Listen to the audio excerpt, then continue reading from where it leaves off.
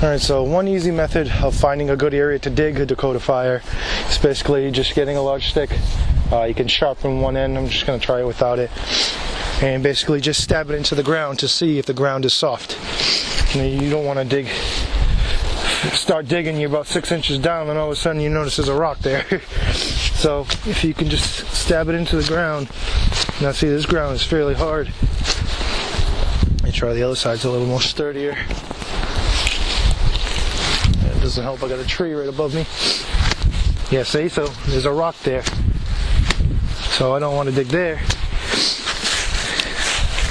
There's a rock there. See, this isn't a very good area. Clear out the leaves a little bit. See, right here is relatively soft. Seems to be going down, but it's stopping at about 6 inches, so it's not a good area there. Just clear out the leaves here. Basically just stab it into the ground as deep as you can get it. This seems like a good area here. It seems to be just hard dirt down there, so I'm going to try digging right here. And another good idea is to pick an area that is away from large trees, at least 10 to 15 feet. So there is one in that direction, and there is one in that direction. So this is basically the best spot I got. There's a lot of large trees around here. So what I like to do when digging a hole is basically get a piece of green wood here. It's just because it's solid and it won't snap as easily as dead wood. So when digging a hole, basically find the area that you want. And my best method, if you don't have a digging tool, you never want to use your cutting tool to dig. You don't want to damage it on any rocks or hard roots or anything solid that could be in the ground. So basically you just use a stick, stab it into the ground, and then scrape. Stab it into the ground and then scrape. Now there are a lot of roots in this area, so this process is going to take longer than normal. But if you don't have the right digging tools, then this is a good method to digging a hole. Now this first layer of roots is always the part that gets in the way, but once you get underneath that top layer, it's fairly soft dirt. And it did rain off and on yesterday, so this dirt is pretty damp and it is loose. So you just keep going with it.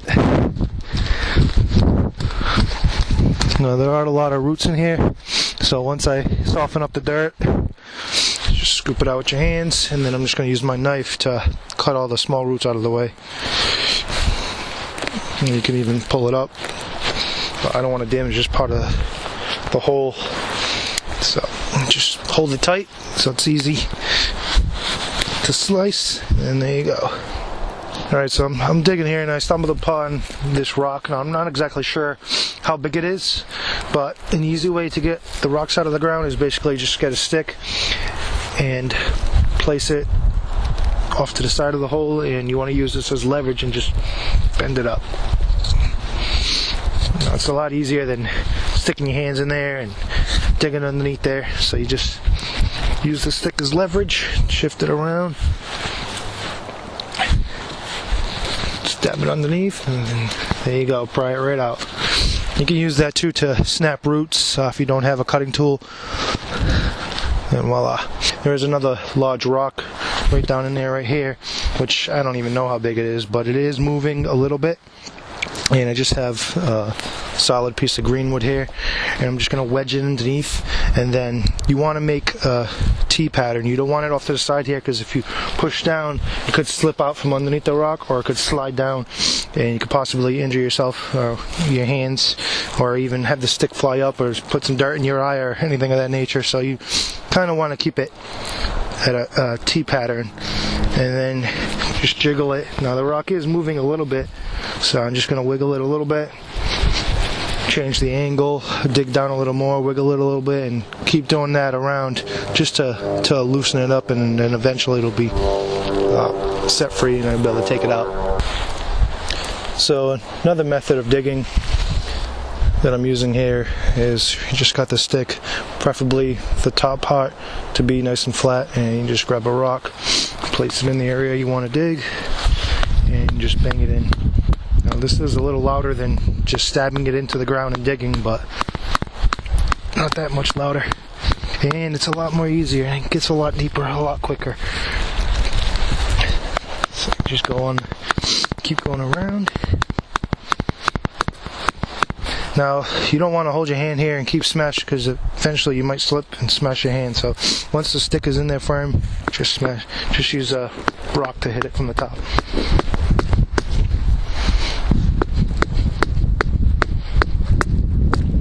The stick is cracking here, but now I got that rock in there moving a little bit more. Let's see if I can jiggle it now. Yep, see? There's a big sucker. Alright, so what I'm actually going to do is just use that side as the airflow. So that actually helped me out. So I'm just going to make this a little bit deeper, and then I'm going to show you my method of digging another hole, but that rock pretty much dug half of it already for me, so I'll get back to you when I'm done with this, guys. So basically what I have here is just a large piece of green wood. You can use any stick as long as it's firm and sturdy.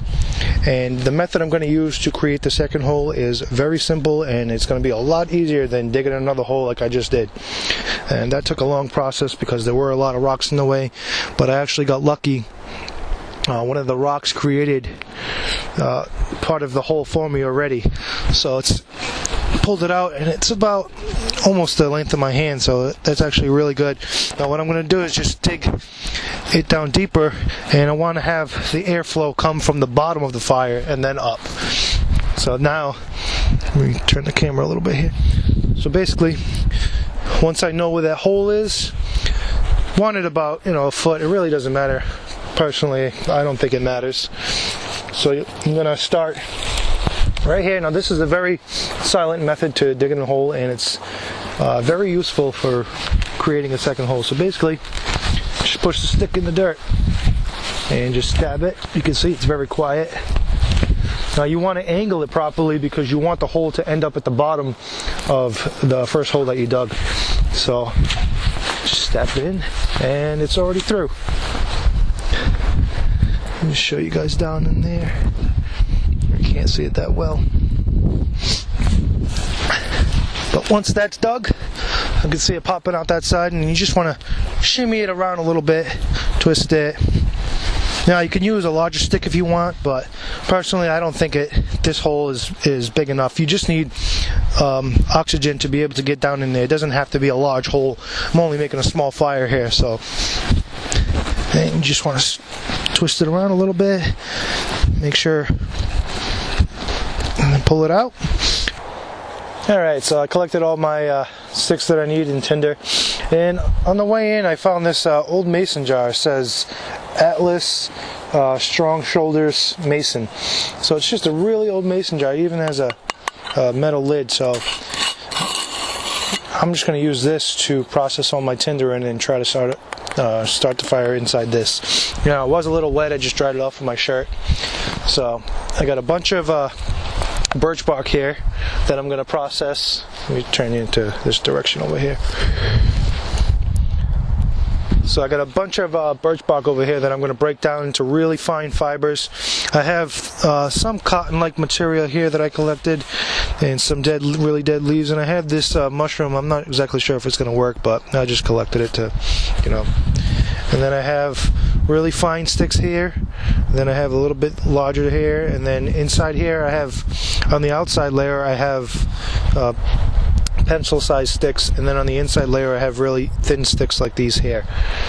So once I get this lit, I'm going to place it down inside there, and then let the fire build from there. So let me process all this, and I'll get back to you guys.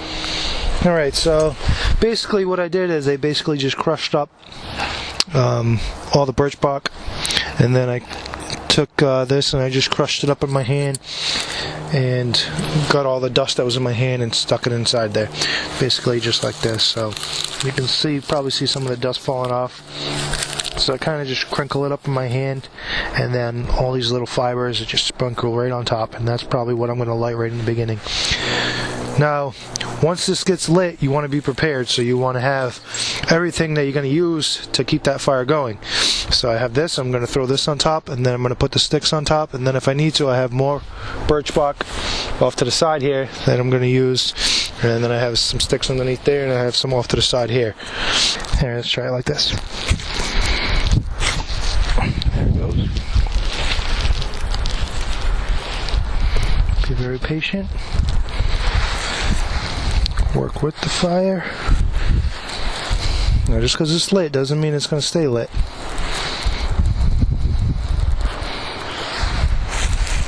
Add the the sticks on top.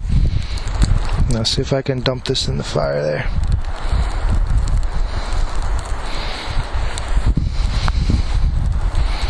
Without burning myself here.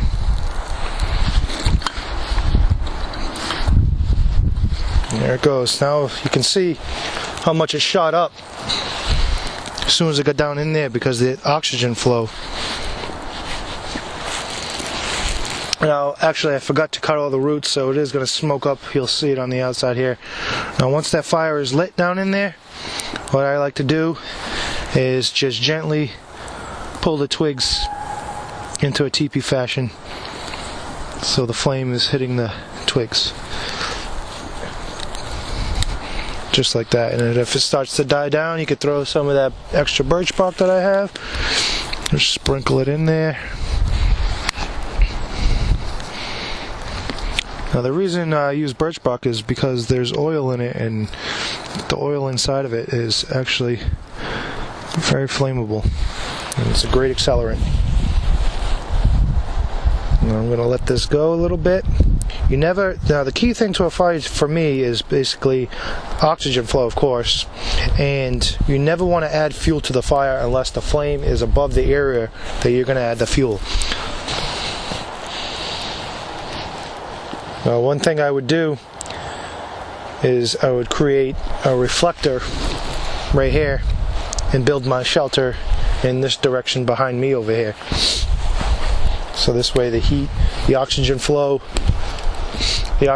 comes in from this hole over here, comes up and creates the flame, and the flame is going to expand in every direction, so it's going to bounce off that reflector and come back towards me.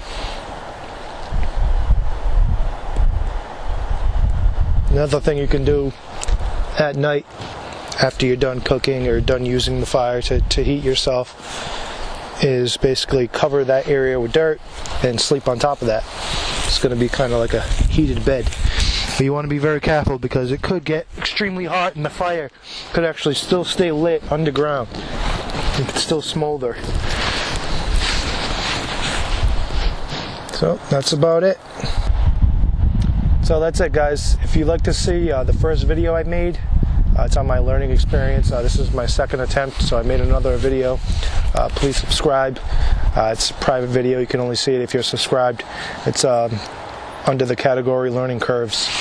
So check that out and you get to see my learning experience. So I learned a couple things from the last time I did the fire and I applied them to this video.